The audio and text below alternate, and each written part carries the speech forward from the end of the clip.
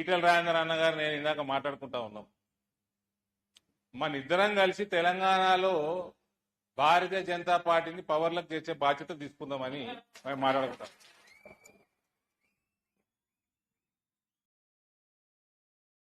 ఆయన 7 సార్లు ఎమ్మెల్యే, నేనైతే 7 సార్లు, నా లక్కీ నెంబర్ 7. కానీ 7 సార్లే కాలే నేను ఇప్పటికి. ఆయన ఒకసారి ఎంపీ, ఓ 10 సంవత్సరాలు మంత్రి, అన్నిటికంటే మించి టీఆర్ఎస్ పార్టీ పుట్టిన కాడికి వెళ్ళి Telangana ఉద్యమవాది.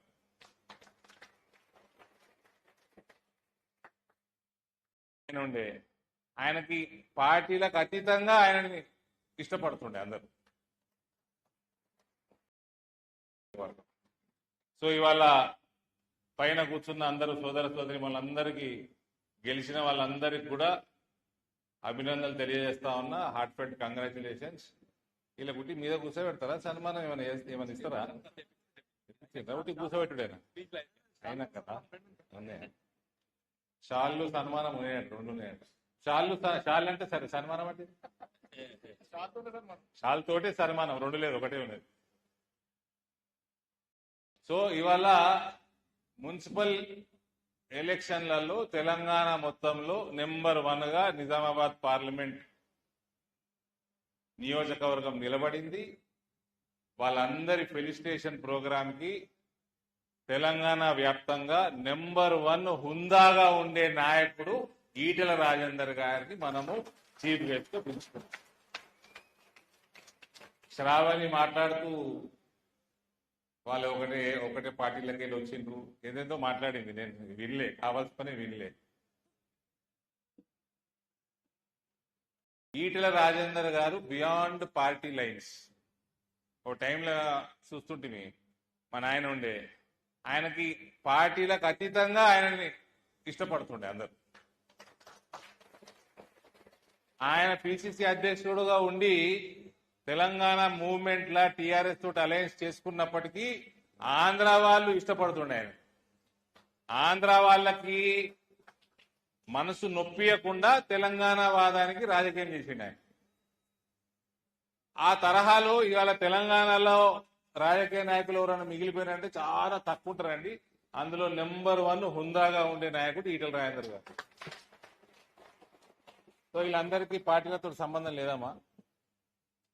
We can work with them with in party, out side party also. They will be helpful for everyone. వాళ్ళు ఎలక్షన్లు అయిపోయినాక రాజకీయాలు పట్టించుకునే వ్యక్తులు కాదు. వాళ్ళని గౌరవించే అవకాశం దొరికినందుకు నిజామాబాద్ పార్లమెంట్ తరఫున ఆయనకు నేను ధన్యవాదాలు తెలియజేస్తున్నాను.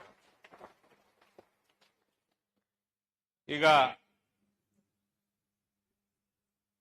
ఈటెల రాజేందర్ అన్న గారు నేను ఇందాక మాట్లాడుకుంటా ఉన్నాం. మన ఇద్దరం కలిసి తెలంగాణలో భారతీయ జనతా పార్టీని పవర్లకు తెచ్చే బాధ్యత తీసుకుందామని మేము మాట్లాడుకుంటాం.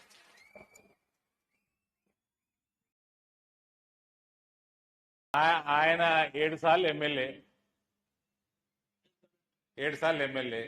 నేనైతే 7 సార్లు, నా లక్కీ నెంబర్ 7. కానీ 7 సార్లే కాలే నేను ఇప్పటికి. ఆయన ఒకసారి ఎంపీ, ఓ 10 సంవత్సరాలు మంత్రి, అన్నిటికంటే మించి టీఆర్ఎస్ పార్టీ పుట్టిన కాడికి వెళ్ళి తెలంగాణ ఉద్యమవాది.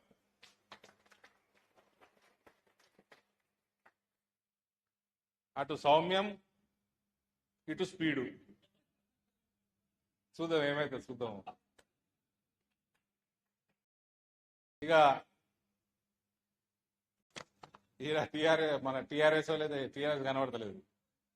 నిజామాబాద్ పార్లమెంట్ లో టీఆర్ఎస్ చాలా తగ్గిపోయింది, కనబడతలేదు. కాంగ్రెస్ వాళ్ళు, ఎంఐఎం వాళ్ళు, ఇంకా ఆడాడ ఇండిపెండెంట్లు, అసలు చాలా గమ్మత్తుండే నిజామాబాద్ పార్లమెంట్ లో. అటు మా బోగా శ్రావణి గారు కూడా, ఆమె దగ్గర ఒక మున్సిపాలిటీలో సింగిల్ లార్జెస్ట్ పార్టీ.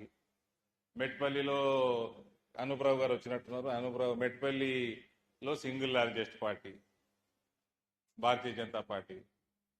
ఇక ఆడ బీజేపీని ఇక్కడ ఓడగొడటానికి ఉన్న పార్టీలన్నీ కలిసినాయి. కలవని నేను శ్రవంతి గారు మాట్లాడుకుంటా, ఆమె మేయర్ కాలేదామని బాధ ఉన్నట్టు ఆమె కొంచెం. నాకు ఏం బాధ లేదు. బాజాప్తా రాజకీయ యుద్ధం భారతీయ జనతా పార్టీ గెలిచింది.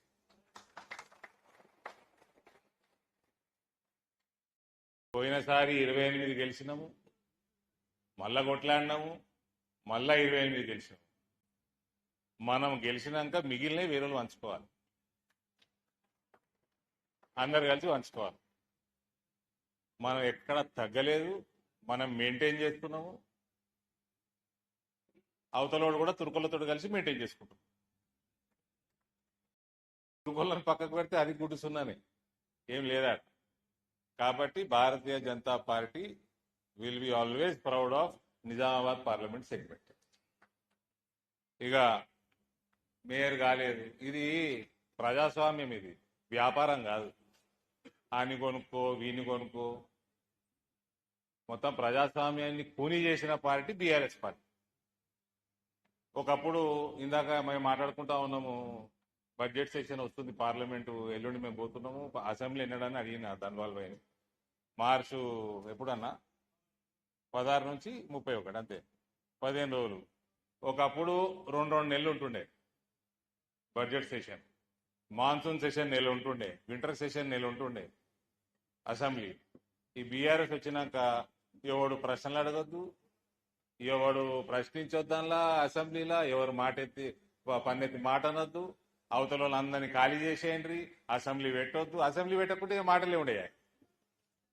మొత్తం భ్రష్టు పట్టించిన పార్టీ అది బీఆర్ఎస్ పార్టీ. ఇలా వాళ్ళే భ్రష్టు పట్టిపోతుంది. అందుకని ఈడ హుందాగా బతుకుతాము, హుందాగా కొట్లాడతాము, సైనికుల లెక్క కొట్లాడతాము, బాజాప్తా గెలుస్తాము, మళ్ళా ప్రజాస్వామ్యబద్ధంగా ఉంటాం. వాపస్ తెలంగాణలో హుందాగా ఉండే రాజకీయాలు రావాలంటే అందరూ నిజామాబాద్ పార్లమెంట్ చూసి నేర్చుకోండి. అడ్డగోలు రాజకీయాలు కాదు ఇది, వ్యాపారాలు వ్యభిచారాలు కాదు ఇది. ఇది ప్రజాస్వామ్యబద్ధంగా నడవాలి రాష్ట్రం. టీఆర్ఎస్ కేసీఆర్ అయితే నాశనం చేసిపోయిండో, రేవంత్ దాన్ని కూడా అతపాతాల్లో కొంత దొక్కుతున్నాడో ప్రజాస్వామ్యాన్ని. ఇవన్నీ బంద్ అయ్యి రేపు హుందాగా రాజకీయాలు చేసుకోవాలి ఇక్కడ. దానికి నాంది I'm proud of Indur people, Indur parliament segment దానికి నాంది.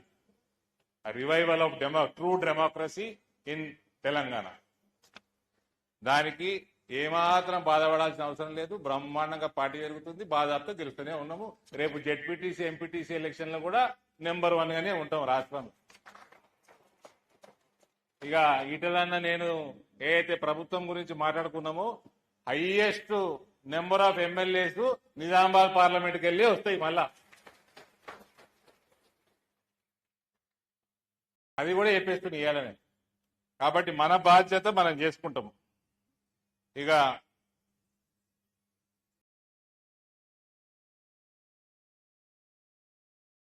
ఇవాళ పైన కూర్చున్న 66 మంది సోదర సోదరిమణులందరికీ కూడా కంగ్రాచులేషన్స్ తెలియజేస్తూ, కంటెస్ట్ చేసి గెలవలేకపోయిన క్యాండిడేట్లందరికీ కూడా డబుల్ కంగ్రాచులేషన్స్ తెలియజేస్తా ఉన్నా.